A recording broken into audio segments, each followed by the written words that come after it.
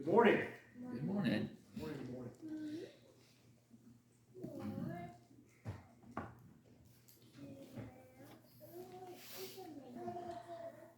morning. You know, there is a story in the Old Testament that I've always really enjoyed. I've always really enjoyed reading it. I could read it 1,000,000 times, and I'd be good with that. And that is the story that is found in Judges chapter 6 through 8. That is the story of the character of Gideon. Now, some of you know all about Gideon.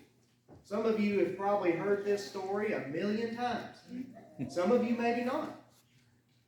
And in either camp you fall in, there are so many things we can learn from the character of Gideon himself and in his relationship with God. And we really see in the story of Gideon about his interactions, his relationship with God, how God uses him to do something so great for his people. In the theme of Judges, you have this recurring thing happening. You have this coming and going of the children of Israel to and away from God. Every time God would deliver them from their enemies, they would be faithful for a time, and then after so long, usually it was just a period of just maybe a decade, maybe less, maybe a little bit longer than that at times, but they would eventually turn to idols either of their own making or the making of other nations. And you know, we might ask ourselves why. And a lot of times when we preach about these things and you hear about them talked about and taught in class or in the pulpit, you know, we oftentimes like to beat these guys up, don't we? We like to just, well, why do they keep doing that? I mean, don't they learn their lesson? You know, now more than ever, I think I'm starting to see it a lot better than I ever have. Because when I was a kid, I never really saw it. I never could compare how it was so hard for these guys to get in line to be with God.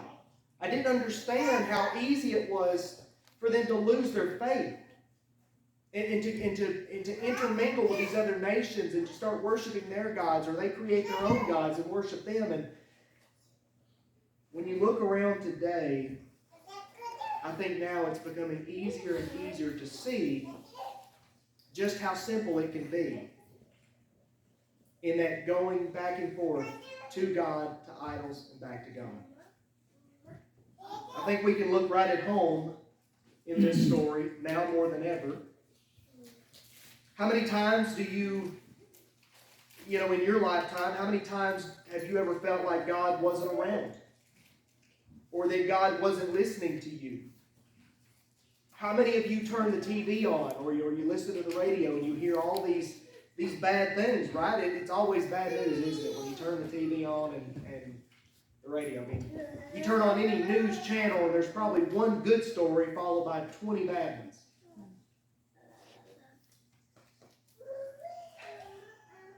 You know, even though Israel didn't have TV in their time and they didn't have smartphones or any of that, they still had their issues. And they still demanded God's answers just as we do today. You know, there are a lot of reasons why people and groups of people who have been faithful to God for a period of time, there is a reason why a lot of times they do leave God. Maybe it's the death or witnessing the torment of a loved one, or perhaps it's a loss of a spouse, or maybe divorce, or maybe it's loss of income, a job, or good health. Sometimes people get bored. Sometimes they get stuck in a rut. Sometimes they get burned out. There are so many different reasons today that we decide to leave God. And at this time in history, they had influences just as we do.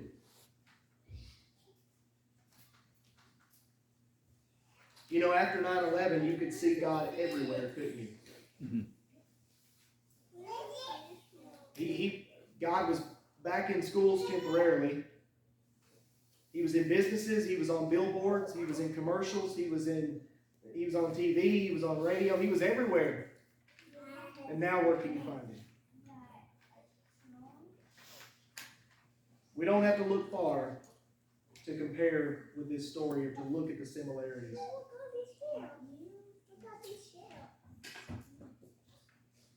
You know, when you read Judges chapter 6, we're going to start in verses 1 through 10. Judges chapter 6, if you got your Bibles with you, 1 through 10.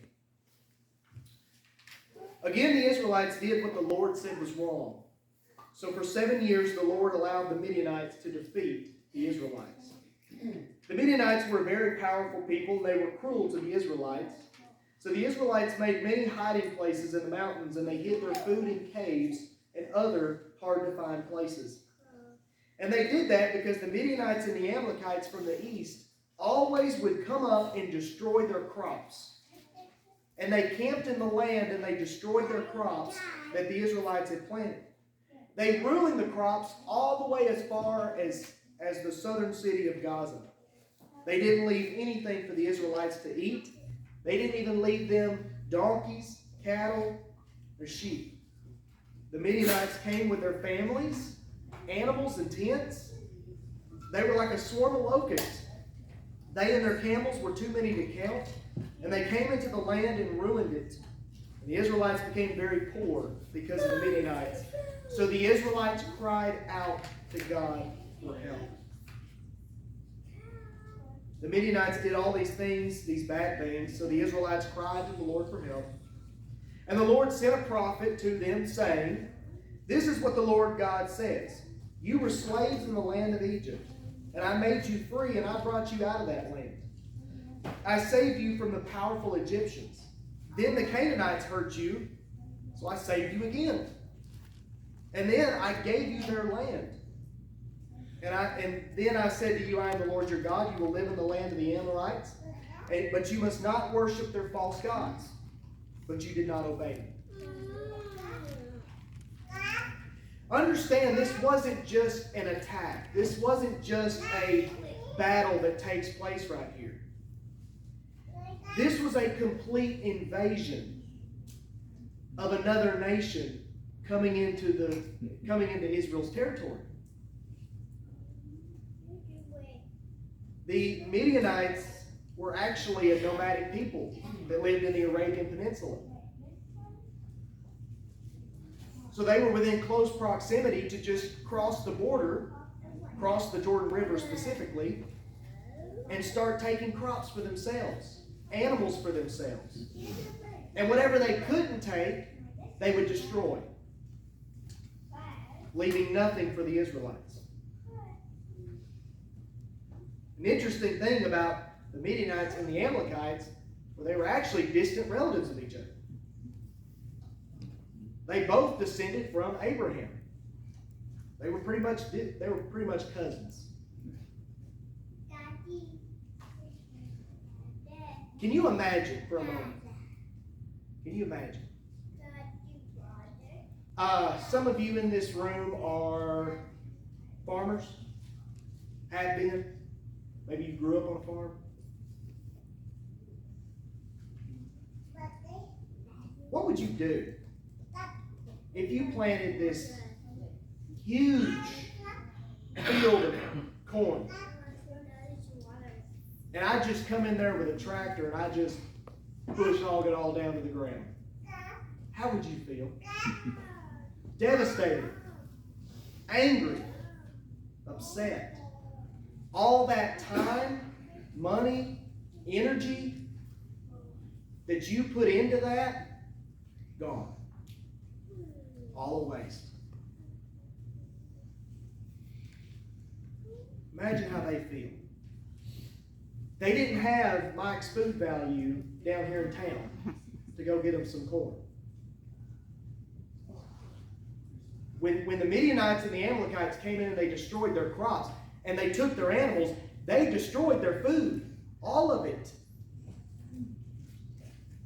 And whatever they didn't get, when we were introduced to Gideon, it's in hiding, isn't it? They've probably got a small stockpile somewhere, at least Gideon's family did.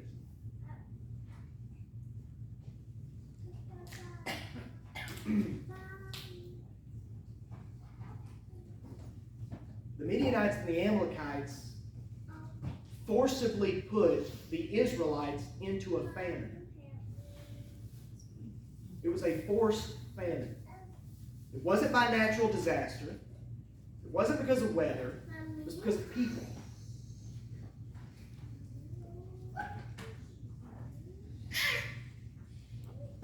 It is interesting though, because they were a nomadic people, which meant they did a lot of traveling around where they would have lived at.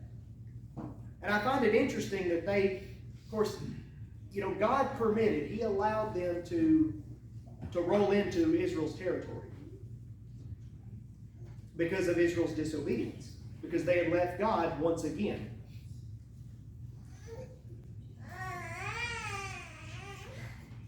And so it seemed like to these Midianites and these Amalekites, it was a lot easier just to go take somebody else's food than grow your own and raise your own, right?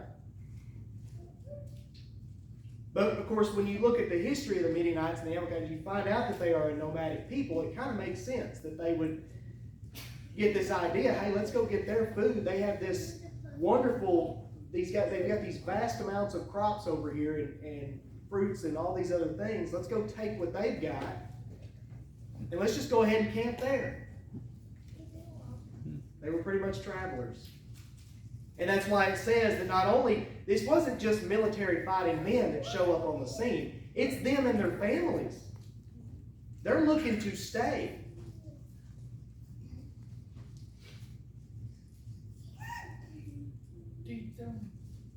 And so what happens? What happens when they are out of food and they are desperate, they are in hiding, they are as low as they can go, their families are starving? Then what do? Then they cry out to God. All this time, they weren't asking for God's help until they have nothing left. And that sounds familiar. Because so often in our lives, we wait until we are battered and bruised on the ground before we ever call out for God's help. Or even look to God. And that's what they do here. They wait until the point that they are in absolute desperation. They've got nothing left. They have no future. Think about it. They have no future. If a vast majority of their population starves to death.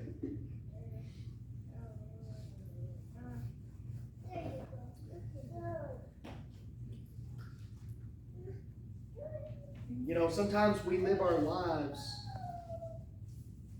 Sometimes we live our life in a way where we please and we indulge ourselves in the world, and then when everything falls apart, we realize that without God we're lost.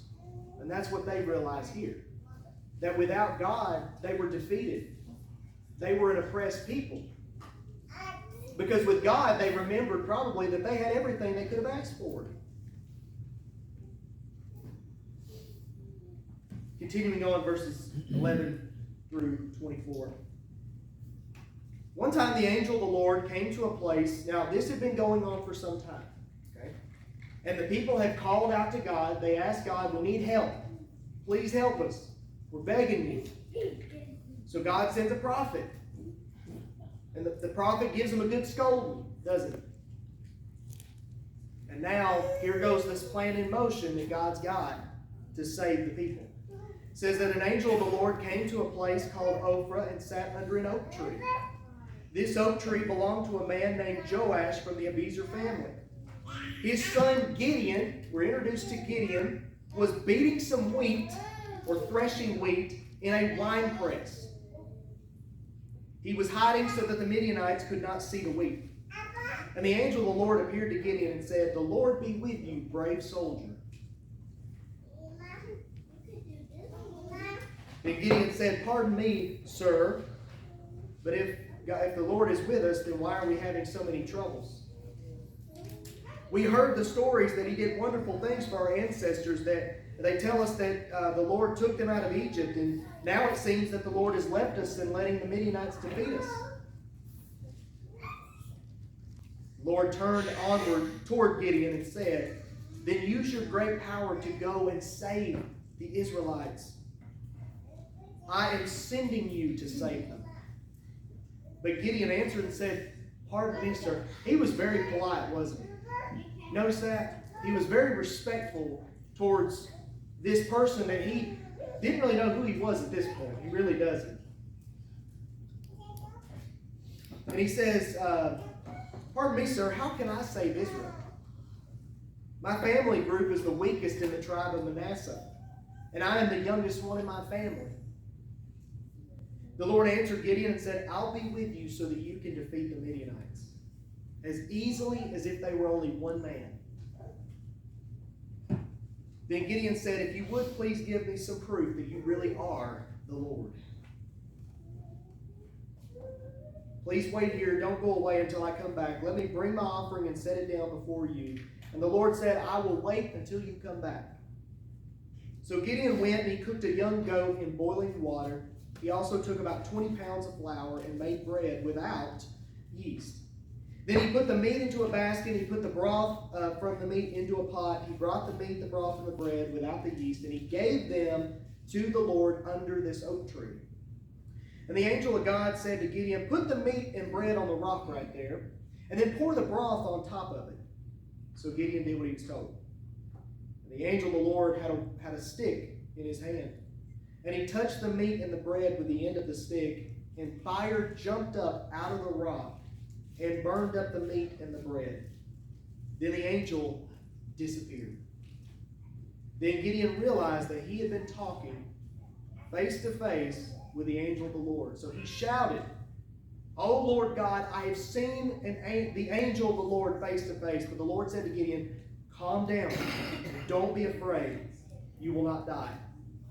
So Gideon then built an altar there to worship the Lord and named it, The Lord is Peace. And it still stands in the city of Ophrah where the Abiezer family lives. Gideon was a worker of the land.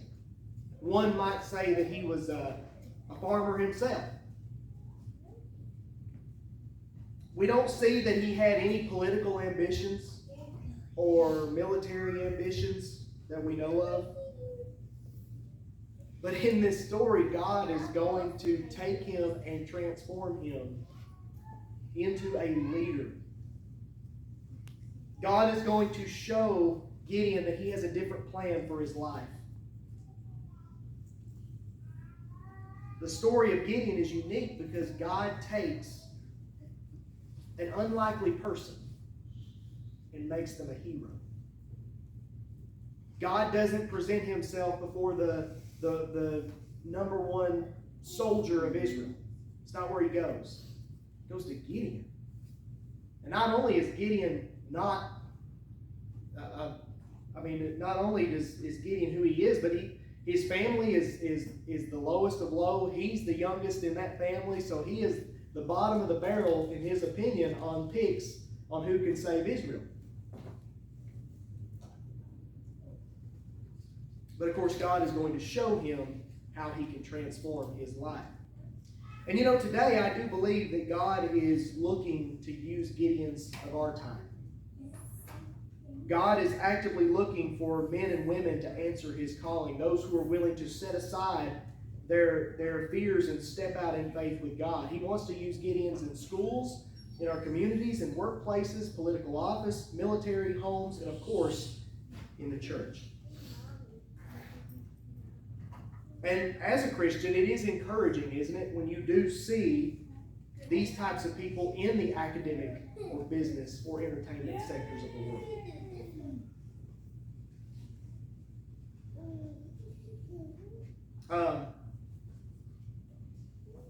In verses 11 through 12 right there, it says that the angel of the Lord came to the place called Ophrah, sat under an oak tree. And of course, Gideon was threshing or beating some wheat in the winepress. So, not really the portrait of a hero, right? Not really the portrait of a courageous man. Or the opposite.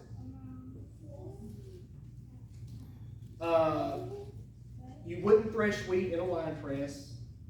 Hence the name wine press. There's no wheat supposed to be down in there. Oftentimes when they would thresh wheat, they would do it at a high place or a place where the wind would be able to take the chaff and blow it away. No doubt if he's threshing the wheat in the wine press, he's probably also responsible for cleaning it up. So he was doing some really hard manual labor right here when the angel finds him. No doubt, Gideon was very cautious. But also I think that Gideon was very defeated, discouraged, and scared. All at the same time. And in a way, he wasn't just physically down in that wine press, but emotionally and spiritually he was down there too. And as we read, Gideon is told that he's going to help God deliver Israel. And he's having such a hard time understanding this thought. And he even puts this down on display when he tells the angel, "But, sir, I don't understand. Why is all this happening to us in the first place? I mean, if God is with us, if he's for us, then why did this happen?"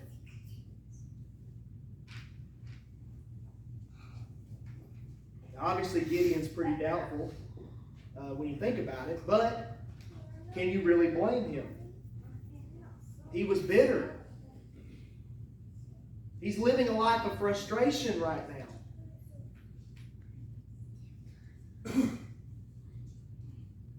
Probably starving. And now he's put on the spot to be the hero of his people, an entire nation of hundreds of thousands of people.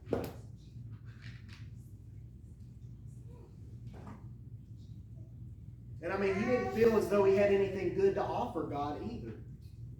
And we get in the same boat with Gideon too. There are times we feel useless, we feel defeated, we feel like we have nothing to offer God or others. Gideon's right there. That's where he's at right now. He was a farmer. He was probably great at doing what he did. He was probably great at planting and growing crops. But as far as leading an army of men to fight, that wasn't in his job description. Or maybe in his list of things to do. I mean, he was bitter. He was bitter towards God and that God had not done anything to help him or his family or his people up to this point. You know, Gideon knew about the good old story about escaping slavery, didn't he? And it just didn't make sense why the opposite was happening. Because in a way, they were just kind of back to that state. Except this time, they don't have any food.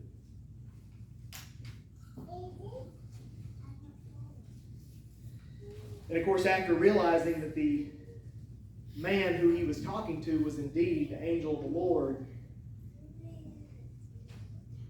at this point, he still isn't fully on board, but he's getting there. Because even after this, he's still got to figure out, God, are you really going to help us in this? It's almost like he says, okay, God, I believe you are God. I believe you're here. I believe you're gonna be with me. But at the same time, how are you going to be able to deliver us from the army of the Midianite family? The Bible describes them as being like locusts. Now, there are two different ways you can interpret that. I think both kind of go hand in hand. One is that their population was many. There was about 135,000 soldiers in the valley. That's just fighting men. That's not the women and children with them. But they were also locusts in the way they treated Israel's crops. Because you don't want locusts in your crops, right? Because they're going to eat your crops, they're going to leave you with nothing. So when the Bible points out that they were like locusts, it does so with a perfect picture.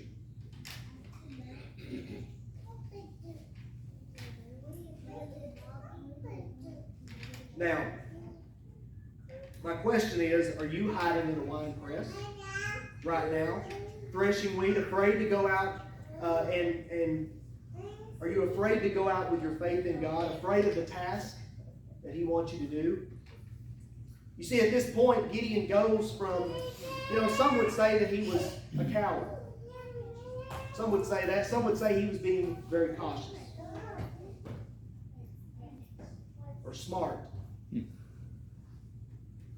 But God takes him from that point, and he's going to promote him to something else. And that's when Gideon becomes a challenger. He becomes a challenger.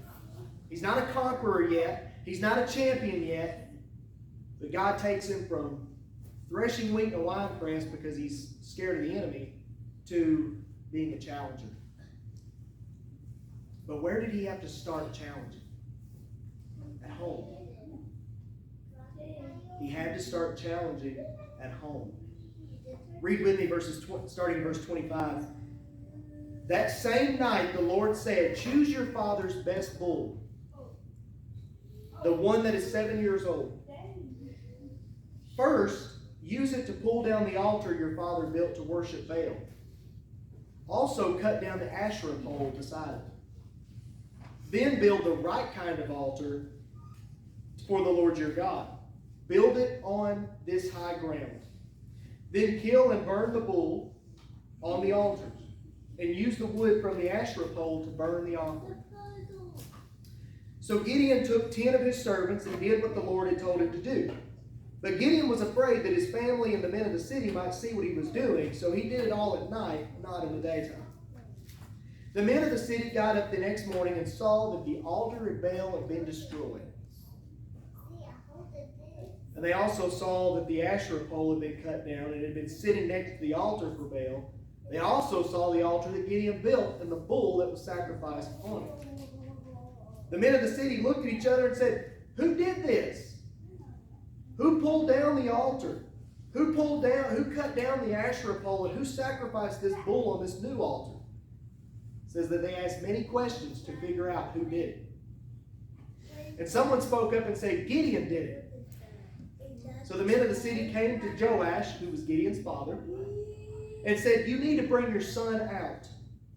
He pulled down the altar of Baal and he cut down the Asherah pole, so he has to die. Then Joash spoke to the crowd that was standing around him and said, are you going to take Baal's side? Are you going to rescue Baal? If anyone takes Baal's side, let him be put to death by morning, because if Baal really is a god, then let him defend himself when someone pulls down his altar. Joash said, if Gideon pulled Baal's altar down, let Baal argue with him. And on that day, Gideon received a new name from his father and called him Jerubbaal, which pretty much means, in Hebrew, it means let Baal argue. That's what it means. In other words, let Baal defend himself against Gideon.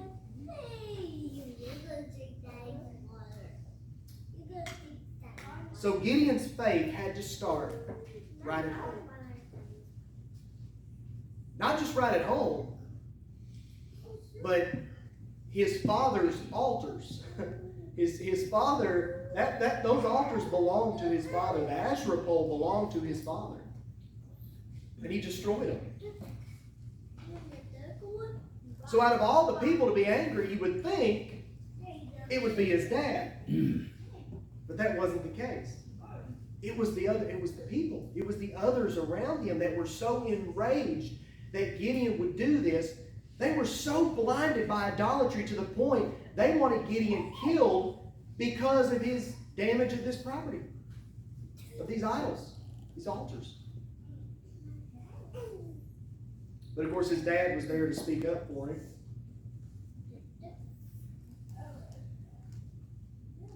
You know, when we begin tearing down idols in our lives, we may offend others. That may happen.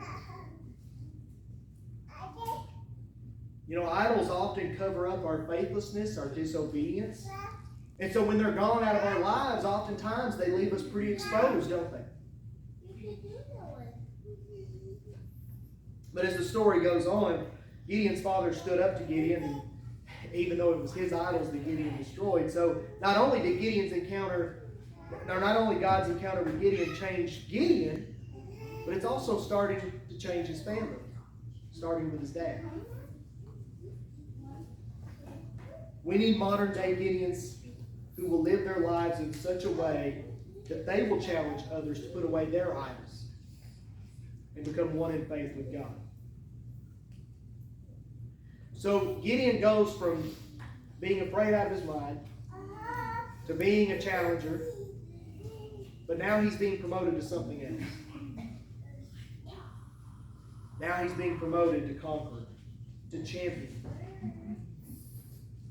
At this point, Gideon knows that it's God who's speaking to him and leading him to do these things. But Gideon still is unsure about this victory that God is promising for Israel.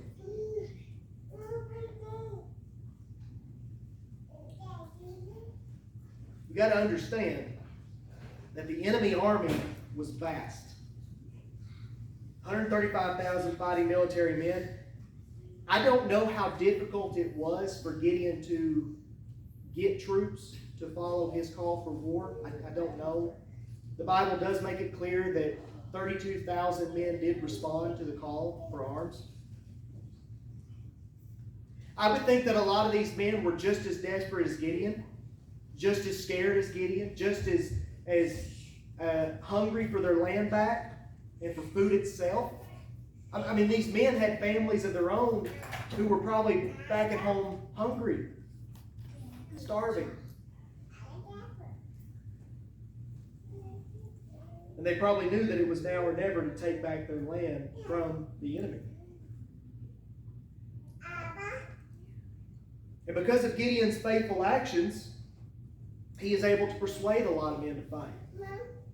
In verses 36 through 40, you read the story about the Fleece Test, right?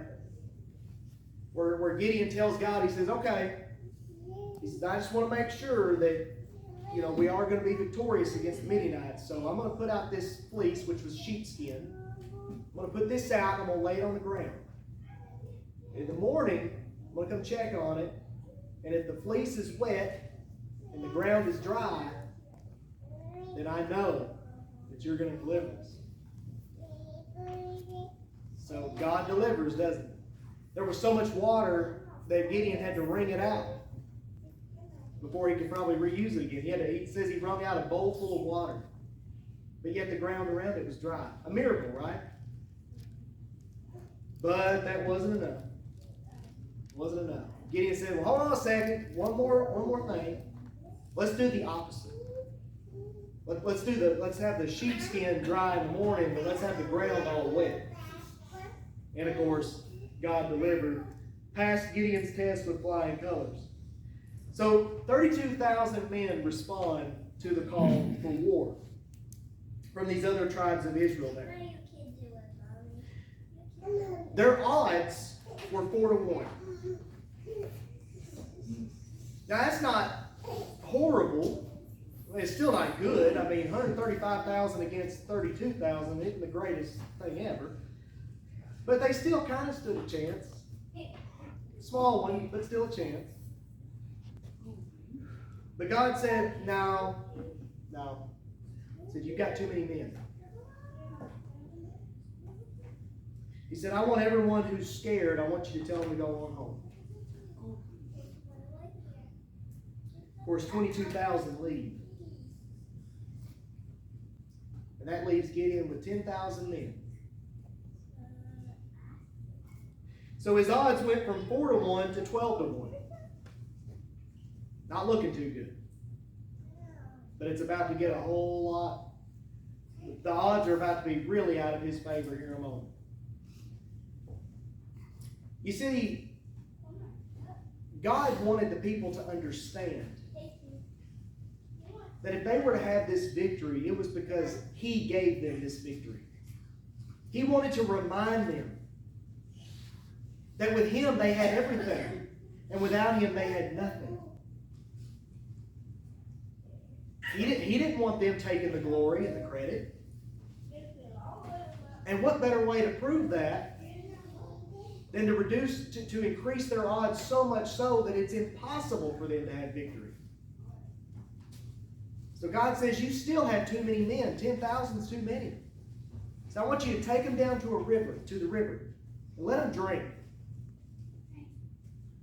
And so they do. And of course, God He wants them to divide two different types of people. The ones that get down on their bellies and they're drinking like a dog. And that word there that is used to describe lapping water, it's pretty much the same word that describes a dog lapping water with its tongue. So, I mean, these guys would have been the ones that just had their faces down in the river drinking. Totally unaware of whatever else was going on around them.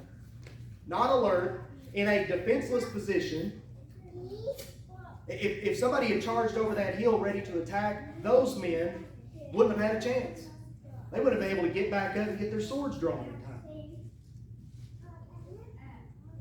And then there was another group of people that knelt down. These guys would have been alert. These guys would have took the water and brought it up to their mouth as if they were drinking from a glass.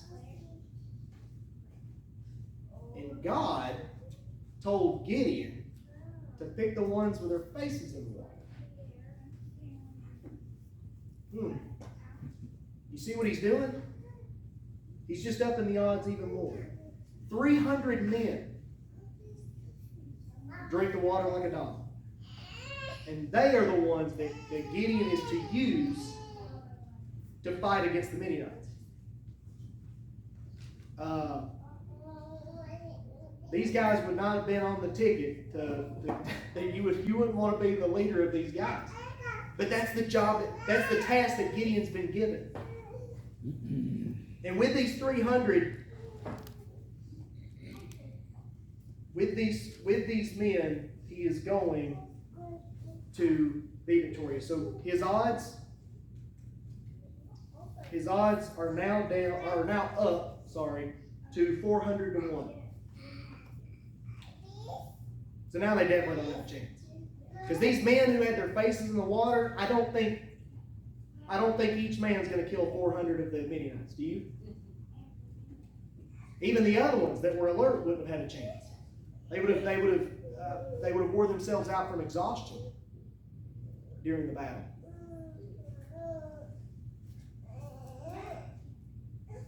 At this point, you got to wonder what Gideon's thinking, right? What's going on in Gideon's head? We know that he was still uneasy. And we know that because God actually visits with Gideon. He says, if you're still afraid, go down to the enemy camp and eavesdrop. Listen to him. So even God knew that Gideon was still afraid. And so, of course, Gideon goes down to the camp and he hears an obvious story that points to Israel's victory.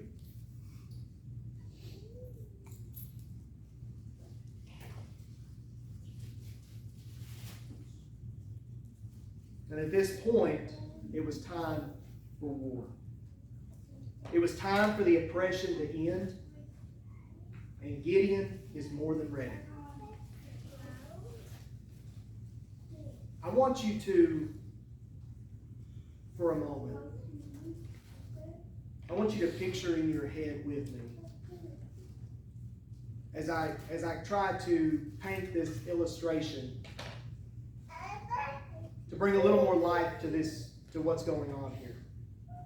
I want you to put yourself in this story for a moment. If you want to close your eyes, if that would help you, then go right ahead. If not, that's okay too. But take a moment and concentrate for a second. It's about 10 o'clock at night. And you wake up from a commotion outside your tent. The sound of the other soldiers are conversing, and they're getting their gear ready for battle. You go outside and you see Gideon, and he's rounding everybody up. He's going tent to tent, waking people up. Others are assisting him in the process. You know that you're about to fight. You know in this moment that you are either going to live another day or you are not.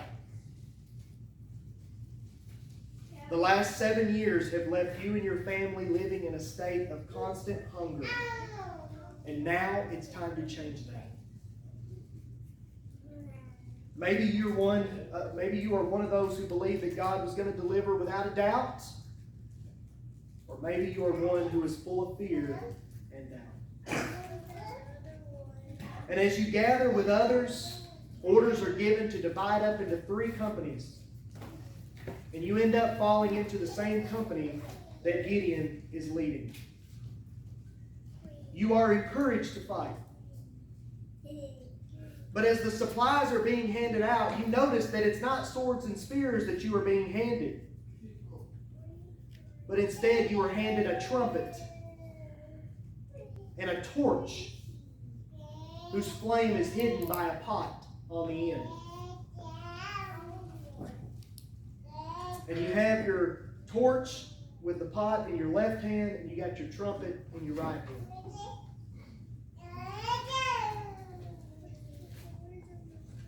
And all you can do now at this point is just trust that Gideon knows what he's doing.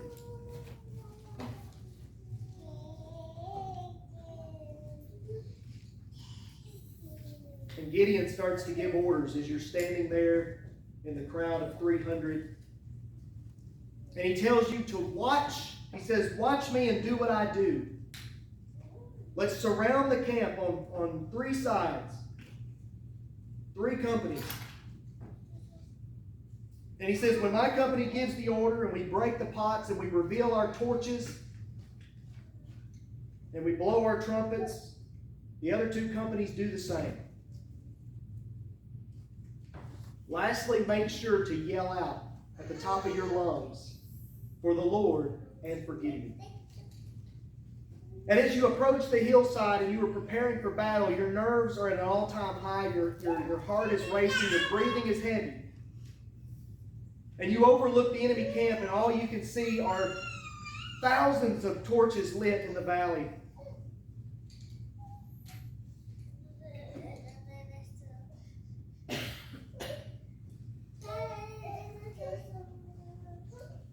And suddenly you hear Gideon scream at the top of his lungs, throwing his pot to the ground, shattering it in pieces, and you do the same.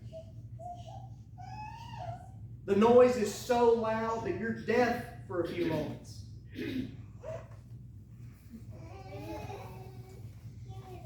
And you all shout for the Lord and for Gideon. And the other 2 companies on the other side of the camp do the same thing and reveal their positions with their torches. But Gideon says, don't charge. Not yet. And instead you stand there and you watch as you see the agony and the terror unfold there in the valley. As the Midianites and the Amalekites are jolted out of their sleep by this noise that is so loud and deafening that all they know is that there is a 1,000,000-man army coming to get them. Because of the echoes in the valley, this would have been something unimaginable, really.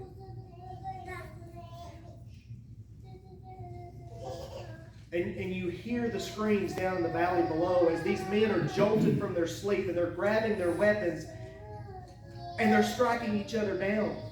It's dark. They can't really see good.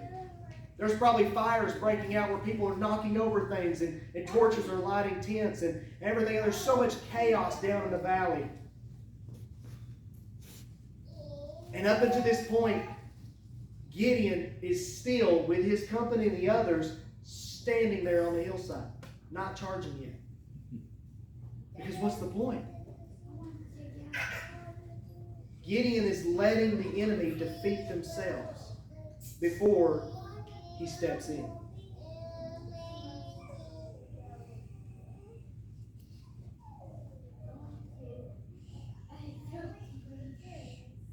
Those who escaped from the mass chaos flee south. But they're quickly overtaken by the tribe of Manasseh and they're cut off at the Jordan River. And so their army splits. And because of that, most of the army gets defeated. You have 2 leaders of the Midianites who are executed at this point. But Gideon's still not done.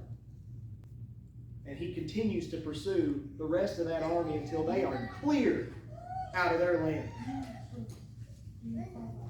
Because until they crossed that border, they were still enemies in their territory.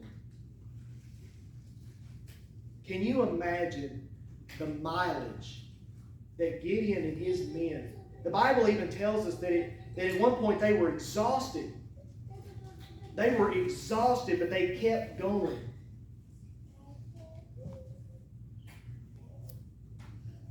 And of course, at one point in the story, you remember he makes a pit stop for he and his men so they could fill up on some bread. That part of the story. And then they continue their pursuit. They're not done. It was just a rest, a break.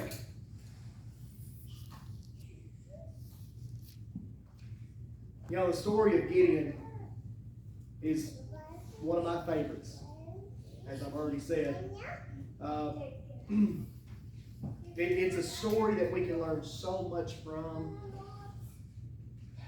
and not just from Gideon, but in how God intervenes within mankind, within big events with mankind, how He can transform lives. I want to share with you 3 things real quick before we close out the lesson this morning. Just a few quick things. Number 1 is you don't have to be somebody special to do something special. You know, one of the biggest lies that Satan likes to advertise to everybody in this room, is that you are nothing. You are useless. You are not special. Anybody, especially not to God. And because of that, you can't help. You can't do anything. You know, God has an amazing way of using our weakest links and making them strong. Look at Gideon.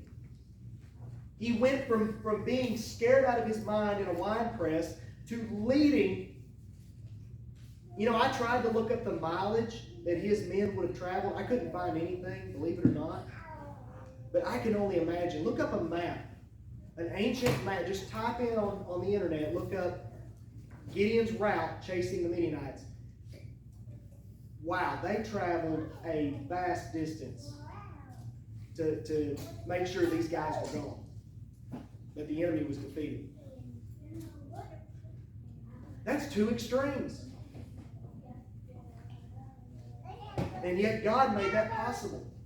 You know, today, I know that's a really extreme thing. I get that. But there are so many things that we can do, simple things that we can do that God can bless us with and help us with. Whether it's reading your scripture or praying or sharing Christ with others, being encouraging or doing other good things for people or for God. Number 2, it's okay to ask questions.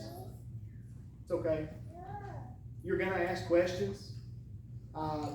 You probably got questions that, you know, I've heard a lot of people say, and I say it too, that when we get to heaven, aren't there some questions you'd like answered that you can't get answers to right now? That's okay. It's okay to have questions. Gideon had questions. You know, I mean, he wanted to be sure that this was legit, that God was who He was, and that this wasn't just some false test. You know, he wanted to make sure that all this was real. And it was a big thing that God was asking of Gideon. What about Abraham? He was questioning when God told him he'd father a nation. That's a lot of descendants, isn't it? Abraham's like, well, how am I going to do that? There was Moses. God said, I want you to go to the Pharaoh. Moses wondered how he was going to be able to talk to the Pharaoh. Mary was so confused when she was told she was going to have a baby. She was a virgin. It didn't make sense.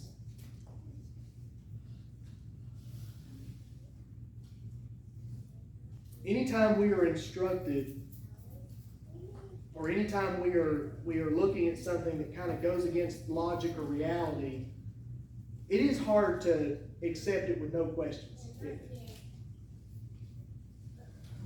But we do need to understand, however, that God reveals what He wishes to reveal and He hides what He wishes to hide. Number 3 is that one can grow from no faith to great faith. In the story of Gideon, we see that this is entirely possible. But of course, always remember that God is the one who deserves the credit and the glory, not us. That was one of the reasons, that was the main reason why God reduced or increased Gideon's odds to impossible odds. And as we see at the end of this story, the people were so amazed with Gideon and his relationship with God, his faith with God, they wanted him to be king. But if you continue to read the end of the story, Gideon says, no, I'm not ruling over you. My son is not going to rule over you, only God. Now, when you continue on with the scriptures, you see that they eventually got their king, and, well, it was quite a mess after that. But Gideon had the right idea in his mind and his heart. He knew who needed to lead the people. God is looking for Gideons right now.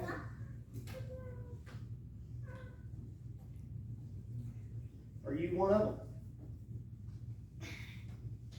Are you ready to answer God's call and what He would have you do? This morning, if you are here this morning and you are, and you're not a follower of God, you don't have Christ in your life, I encourage you to take that step. I encourage you to let Christ take over in your life. And see what God can do with you. Because He can do some really amazing things with you. And this morning, if you are here and you need encouragement, maybe you feel like Gideon in that wine press. You don't know what's going on. You're so confused and defeated and depressed. As brothers and sisters in Christ, we're here for you. We're here to pray with you and for you. We're here to encourage you. We're going to do what we can do to help you with your walk with Christ. This morning, whatever your need is today, why not make it right as we stand and as we sing?